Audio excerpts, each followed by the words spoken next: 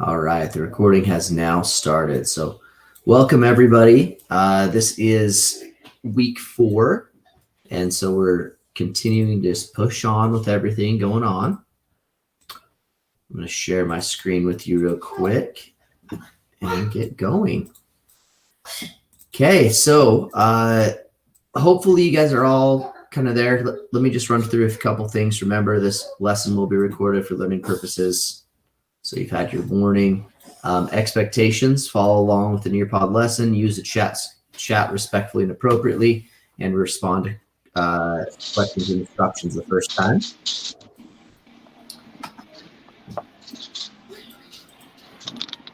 Oops. Okay.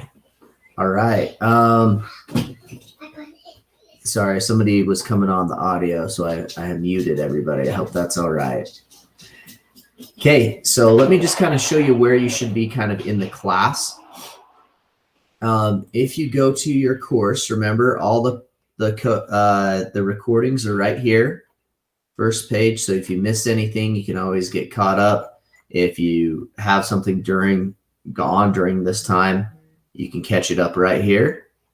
If you go into the course plan, it should pop you over to this right here. As you see, we have our lessons that are always on Monday. And then we have what our exit tickets are. They're all due on Friday. So what we're going to be doing this week is going over modules 7 and 8. And as you can see, we got paying for college and then also different banking institutions. So those are the 2 things we're going to be going over today. So not too many like videos and quizzes that you need to do for your assignment for this week. So any questions on that?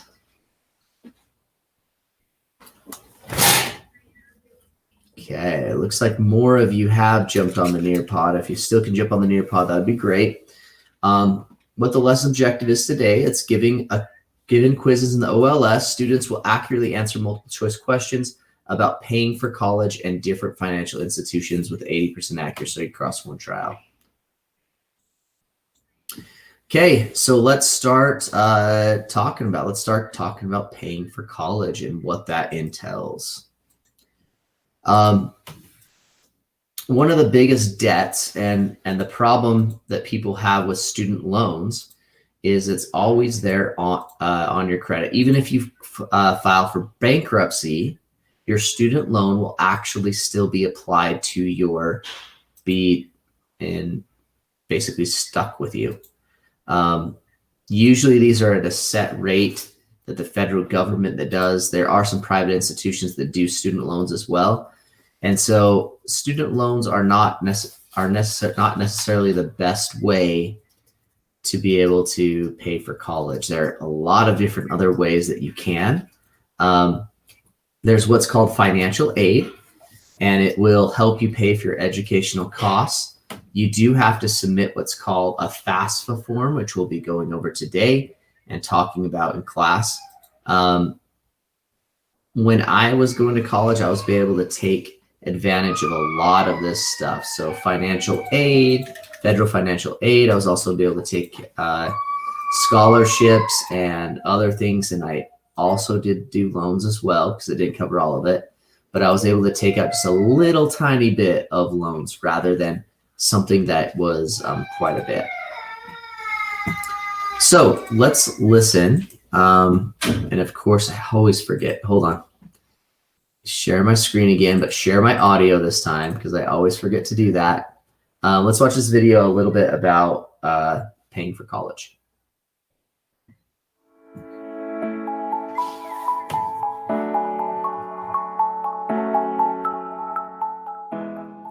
Hi, my name is Ben, and today we are identifying sources of funding to assist in post-high school education opportunities and the cost of repayment. For many applicants and their families, the most daunting aspect of the journey to college is the price tag. If you're wondering, how am I going to pay for college? You have options. In fact, there is more help available to you than you might realize. These resources are eager to work in partnership with you and your family to ensure that a college education is affordable. The federal government. The U.S. Department of Education awards about $150 billion a year to more than 15 million students through federal grants, to federal student loans, and to employment through the Federal Work-Study Program. Your state government. Similar to the federal government, your home state offers various types of financial aid, and guess what? You might be eligible for this type of aid even if you're not eligible for federal aid. College and universities. Many colleges and universities provide financial aid and scholarships from their own funds, sometimes for a particular field of study. To learn if a school offers this type of financial support, visit the financial aid section of their individual website or contact the school's financial aid office. Now that you know who is available to help you pay for college, it's important to understand what you can do to make college more affordable. Start saving. It's never too early to set funds aside to pay for college, and there are specific government-sponsored saving plans to help you do just that. Apply for financial aid. Financial aid comes in many different forms from a variety of different sources. Start by visiting the Office of Federal Student Aid to learn about the different types of financial aid available to you, like grants, loans, and work study. Then, when you're ready to apply for financial aid, you'll need to complete the free application for federal student aid, or better known as Fafsa. Explore scholarship opportunities. Scholarships are gift money that can help you pay for college. Most scholarships are awarded by individual colleges in recognition of academic performance, athletic ability, a commitment to community service, or other unique talents. You can learn about these opportunities by visiting colleges' admission and financial aid offices or websites. You can also find scholarship opportunities through local, regional, and national nonprofit organizations.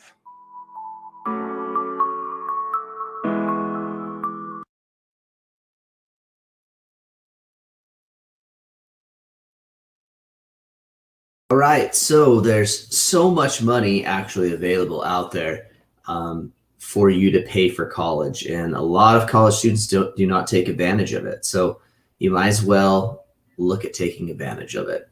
Okay, so I got on the Nearpod here. What college do you want to go to, and do you know how you will pay for college? Now, college just doesn't mean a traditional university or something like that. It could be, instead of college, you could say, I want some type of trade school that I'm going to. I want some type of certificate, a CDL, all that kind of stuff.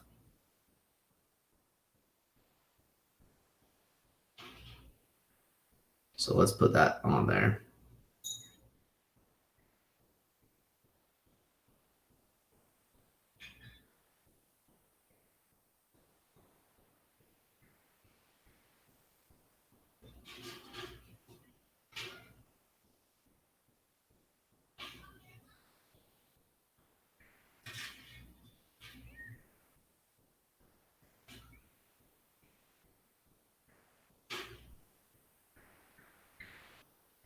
All right. Okay, somebody said, I'm planning on going to culinary school, but I don't know which one I will attend. Okay, well, that's awesome. But I mean, now you can start like researching exactly, which ones you kind of want to go to, and start looking at their websites. What we're going to be going over in a second, the financial aid and stuff like that, we'll kind of go up to there.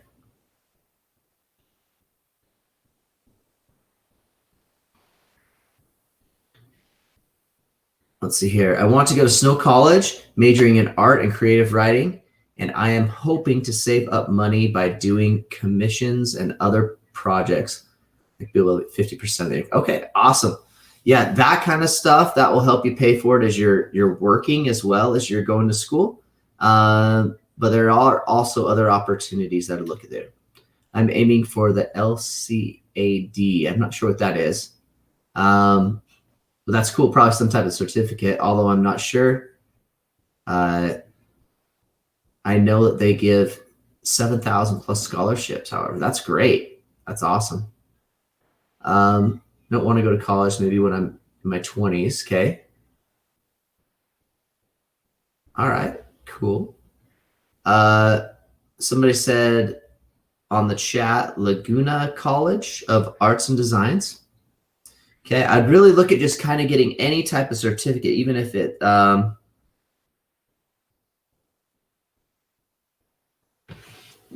would, like there's so many different opportunities up there. I mean, if you want to do like hairdressing or just some type of thing, some type of specific training, that's going to help you, raise your income from just a little bit of money to a lot.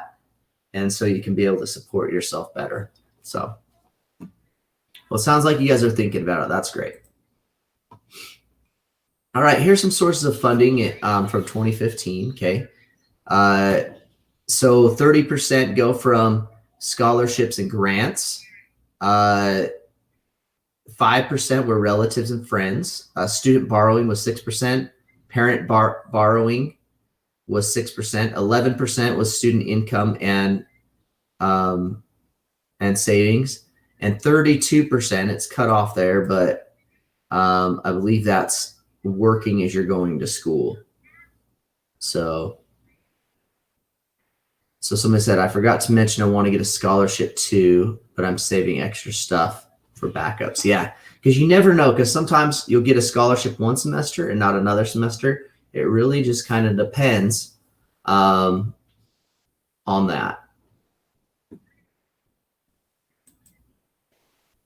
Okay, here's some different kinds of things you get. Grants, scholarships, loans, federal work study, intern fellowship, institution tuition waiver. So sometimes what that means is like if you work for like a university, so let's say my closest university to me is Weber State.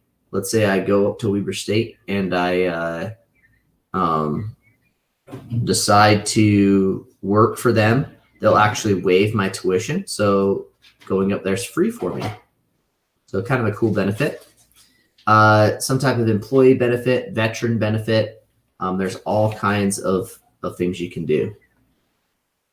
Yeah, definitely. You just got to be smart about what you're doing, because people go into, I know friends and stuff like that, they're $100,000 in student loan debt. It's a lot. And they're making good money, but they're paying a lot of it back to their student loans. So let's talk about FAFSA. So FAFSA. It's called it's like the federal application. I'll have it on another page, but it's federal student aid. And so this is the first place that you're going to want to start to do anything. You can actually apply the year. Well, you have to apply every year that you go into college. You can file October 1st of your senior year of high school. So for any seniors that are here, October 1st is coming up pretty soon. So you can actually go in. If you're under 18, you need to do it with your parents. And there's a lot of information about your parents too, or whoever you're living with. So they have like a FAFSA ID that you'll get up. And if you do it earlier, the more money's available early in the year. Okay. So the FAFSA, what that stands for Free Application for Federal Student Aid. And you do this by going to FAFSA.gov. And they're just wanting to give this away. And so a lot of it is based upon your parent or your guardian's income. So you may apply that. When my wife and we first got married, we didn't make anything. And so we actually got grants to be able to go to school, to finish up school. So that was awesome. And we were able to apply for some other things that got us even more money. And so there was a couple semesters there that I actually got so much money, it paid for my tuition, my books, and we actually used it to pay for like our living expenses as we were going to school. So it's kind of cool. Like we figured it all out so that we could actually go to school for basically free and live, subsidized living, right? Off of what we got because we were going to school. But this is the website right here. You'll just say start a new FAFSA. as I said, you need a lot of your parents' like tax return documents and stuff like that in order to get going.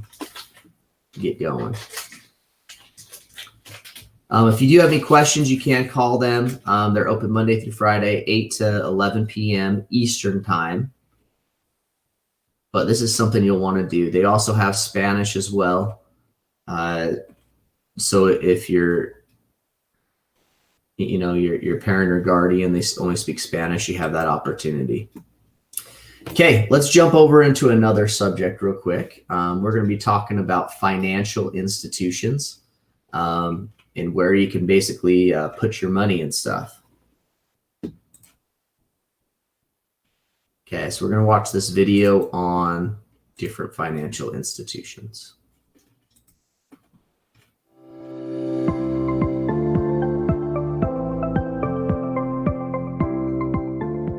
Hi, I'm Ezra Hainsworth. Today we'll compare the roles of financial institutions and their services. Institutions such as banks, credit unions, insurance companies, loan agencies, and investment or brokerage firms. A financial institution exists to provide a wide variety of financial services. These include widely used services like deposits and withdrawals, lending and collecting, and investment products, as well as highly specialized services like futures trading and financial modeling. While a majority of financial institutions provide a host of services and accounts for the general public, others focus on specialized services that only have a small number of prospective customers. To know which financial institution is most appropriate in serving a specific need, it is important to understand the differences between the types of institutions and the purposes they serve. The major categories of financial institutions include central banks, retail and commercial banks, internet banks, credit unions, savings and loans associations, investment banks, brokerage firms, insurance companies, and mortgage companies. Central banks. A central bank is a financial institution responsible for the oversight and management of all other banks. In the United States, the central bank is the Federal Reserve Bank, also known as the Fed, which is responsible for the conducting monetary policy, supervision, and regulation of financial institutions. Individual customers do not have direct contact with central bank.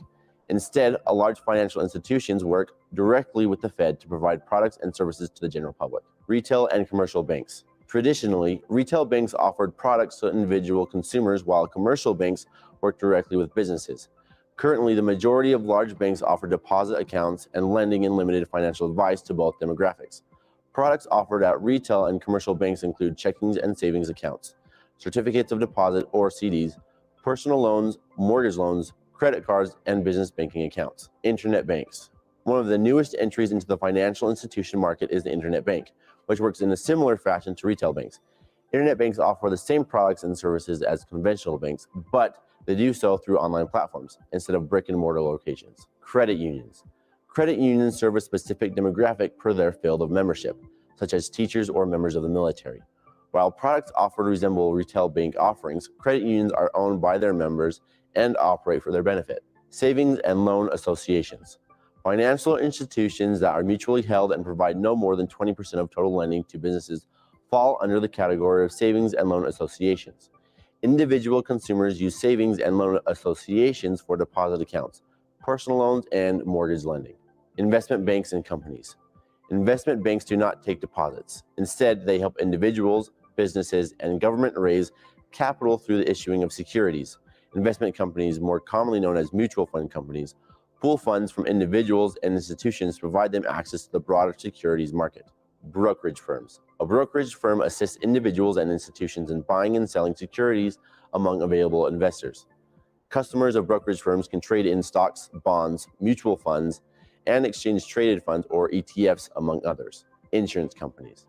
Financial institutions that help individuals transfer risk of loss are known as insurance companies. Individuals and businesses use insurance companies to protect against financial loss due to death, disability, accidents, property damage, and other misfortunes. Mortgage companies. Financial institutions that originate or fund mortgage loans are mortgage companies. While most mortgage companies serve the individual consumer market, some specialize in lending options for commercial real estate only.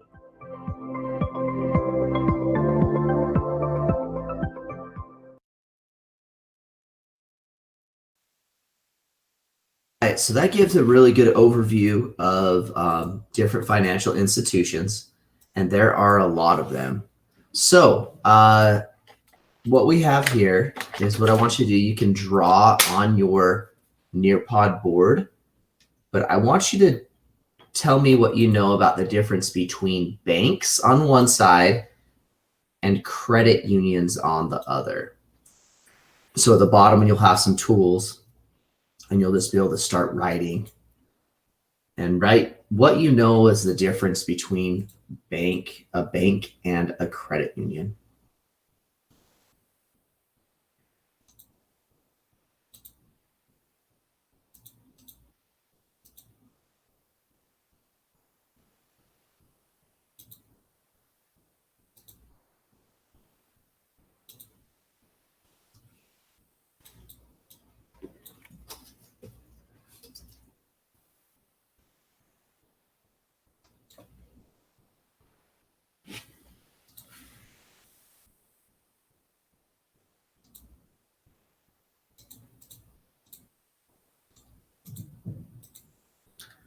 Thank you for those that are starting to write some stuff down.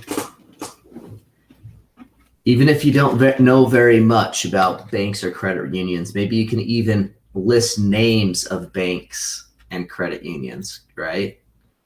So there's a difference between, like Zions Bank and America First Credit Union. You just list different ones.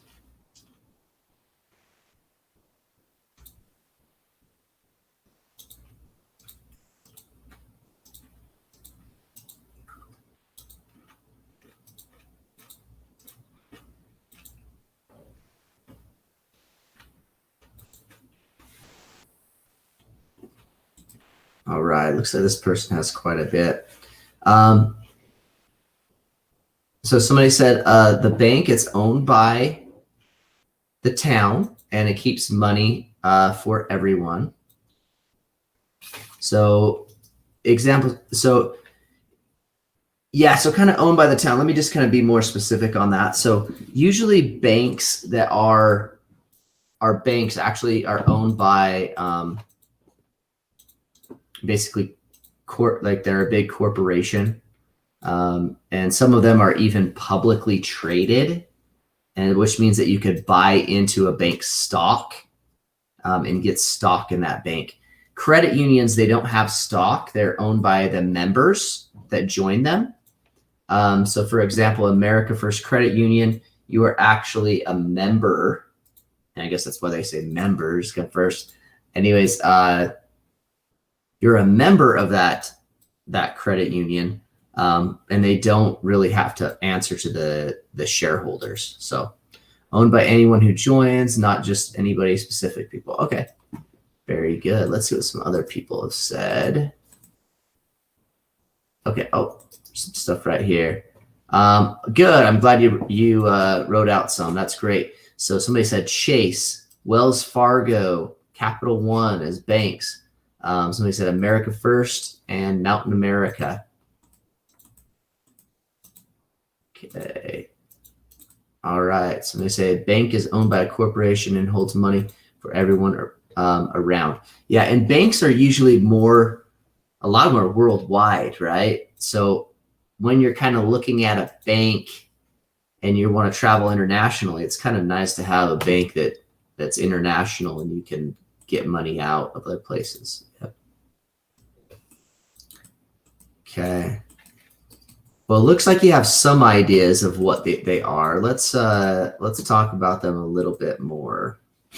So here's some different banks that you may have seen, like the State Bank of Southern Utah, Far West Bank, SunFirst Bank, First Security, U.S. Bank, Zions Bank, Heritage Bank.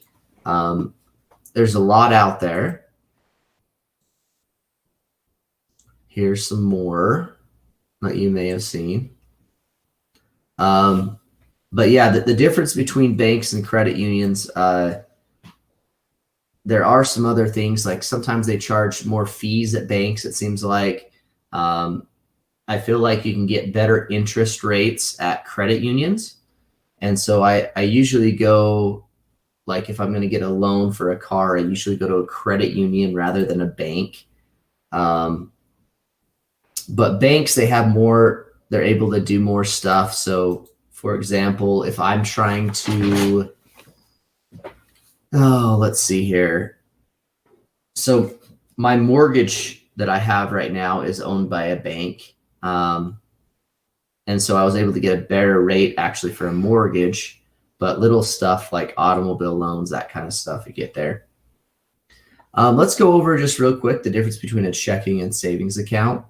A checking account, there is usually kind of a monthly fee that's associated with that, except for a lot of times credit unions, they don't have those monthly fees. So that's another good thing about a credit union. You usually have to have a minimum balance that you carry in it. There's interest that if you have money in it, they'll pay you interest each month.